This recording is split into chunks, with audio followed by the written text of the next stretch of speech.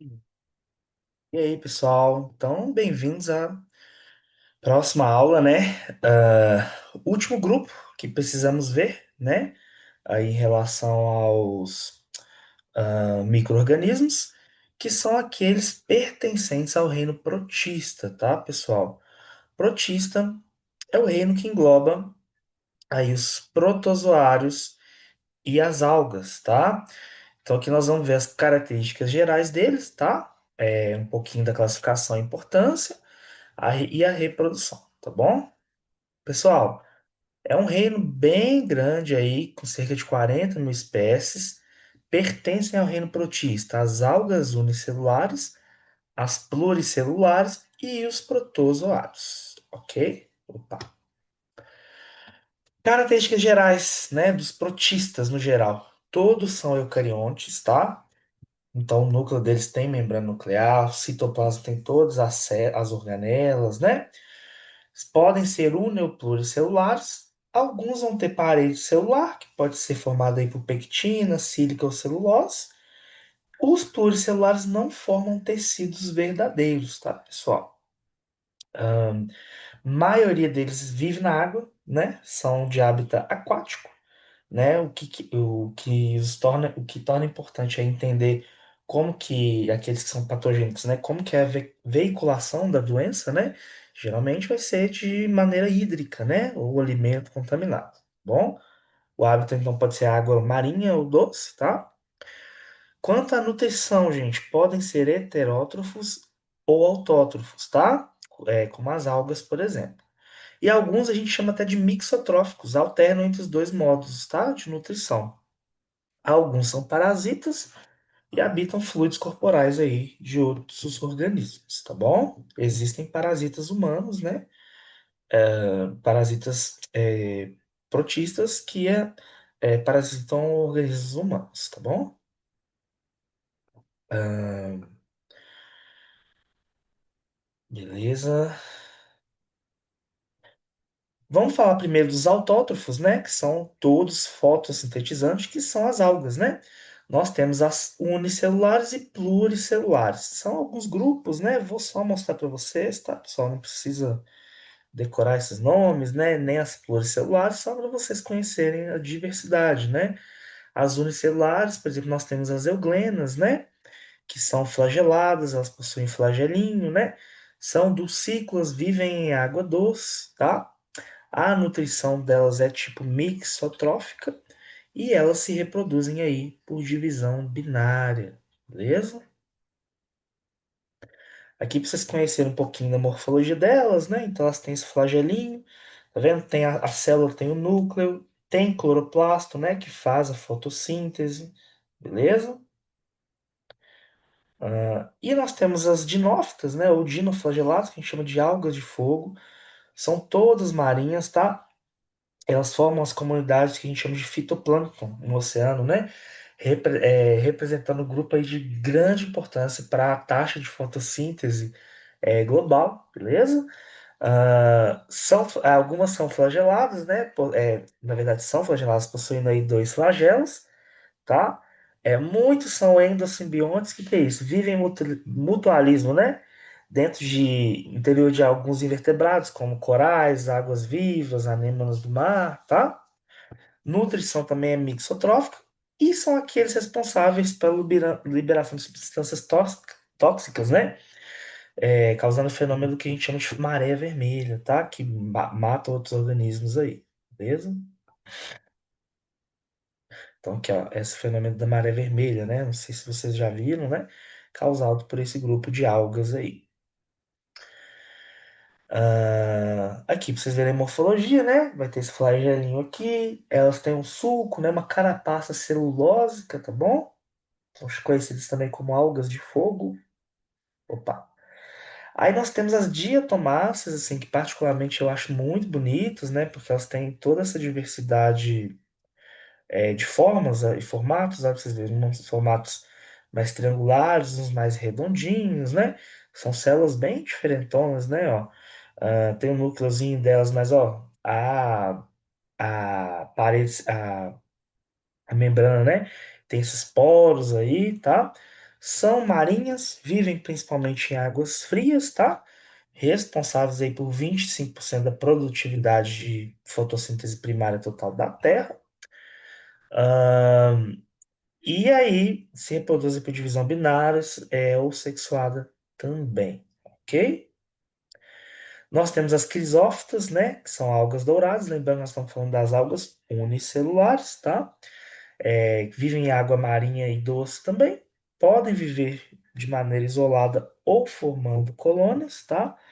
Elas possuem pigmento marrom amarelado, né? Que é a fucoxantina, né? É uma parede formada aí por sílica. Podem possuir um ou mais flagelos, né?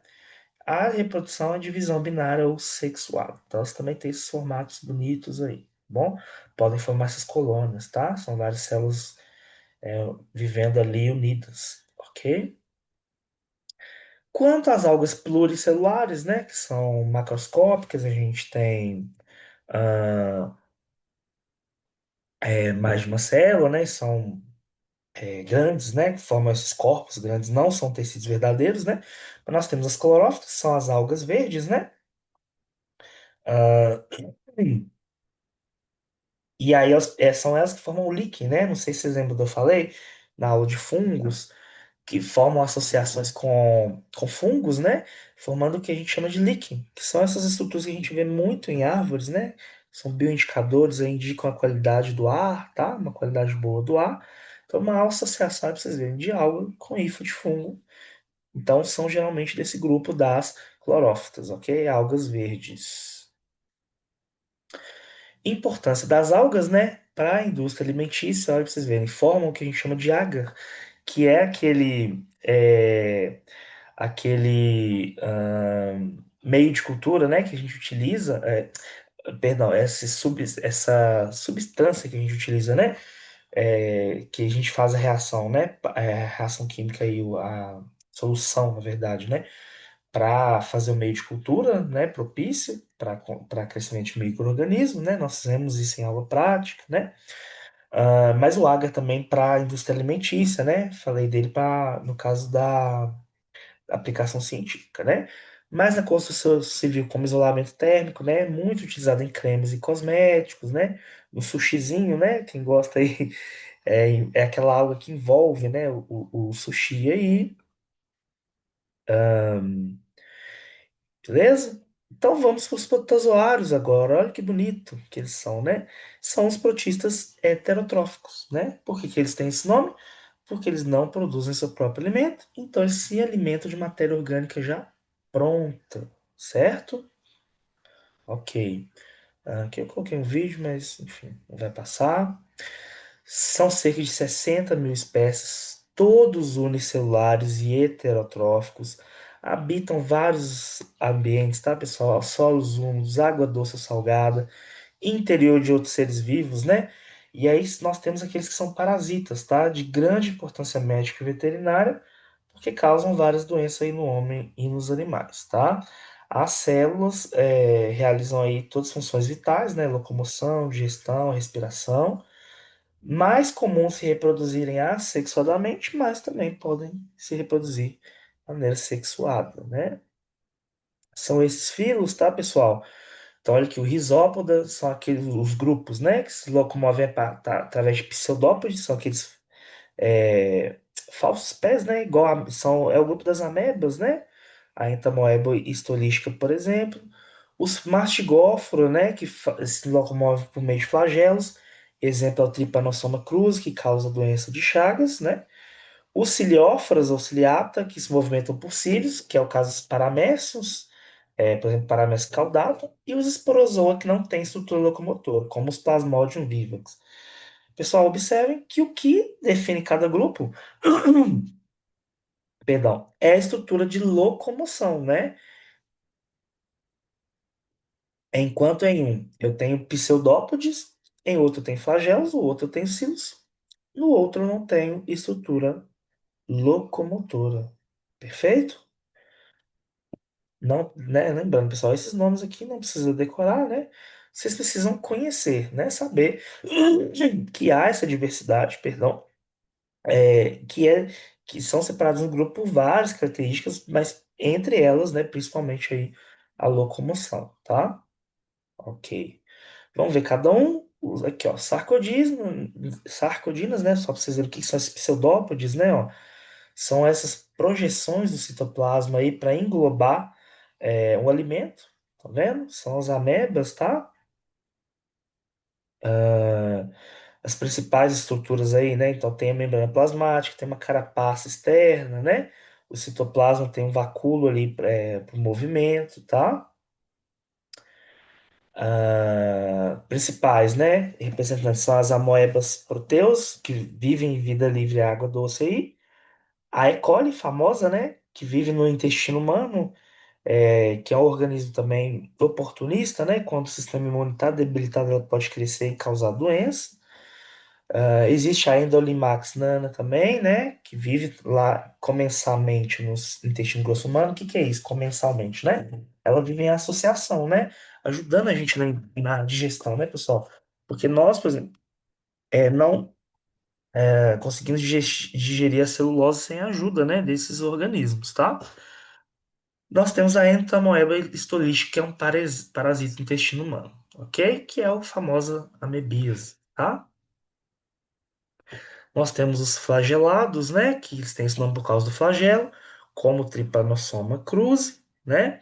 Vivem aí solitários ou em colônias, ok? Nós temos os flagelados, né? Flagelata, que são os Trypanosoma cruzi, né? Da doença de Chagas, a Giardia, né? Parasita intestinal humano, o Trichomonas vaginalis, né? Que é um parasita do canal vaginal e da uretra, e tem o Leishmania, né? Famoso aí da leishmaniose, né? O Leishmania brasiliensis, parasita de macrófagos, pele, tecido subcutâneo aí, ok? De mamíferos. Os ciliados, né? Só pra vocês verem, é o mais comum, tá, pessoal? Quando você pega uma água, assim, acredito que nós vamos fazer essa prática. Nós pegamos uma água, né, de um riacho, de um lago, assim, água parada em algum local, você vê esses paramécios muito comum, né? Vê eles lá se movimentando, tá? O modo de vida deles é livre, né? Aqui só pra vocês verem, né? Eles possuem essas estruturas, os cílios, né? Eles são ciliados, tá? Tem um vacúolo lá, que é essa estrutura de locomoção, ok? São os famosos paramécios aí. Tem uma espécie que é o Balantidium coli, né? Parasita do intestino grosso de suínos e de seres humanos. E o mais comum é o Paramecium caudatum, que é de vida livre. Pessoal, vai lembrar, anotando as dúvidas, hein? Esporozoo, que são os esporozoários, né? Não tem organelo de locomoção, todos são parasitas em alguma. E aí, os principais representantes é o Toxoplasma gondii, da toxoplasmose, doença, né, que parasita vários tecidos aí de aves e mamíferos, né? E tem Plasmodium também, parasita do tecido e intracelular de humanos, causando aí a malária, tá, pessoal? Aqui uma estrutura, né, deles. Mas eles têm essa estrutura que a gente chama de complexo apical, né, que é uma estrutura que ajuda na penetração deles em células hospedeiras, tá? Tem todas as estruturas, né, de uma célula, perdão, eucarionte, tem o núcleo, as organelas, ok? E ficamos por aqui, pessoal. Mapa mental, como combinado, fica para a próxima aula, beleza? Um grande abraço e até a próxima.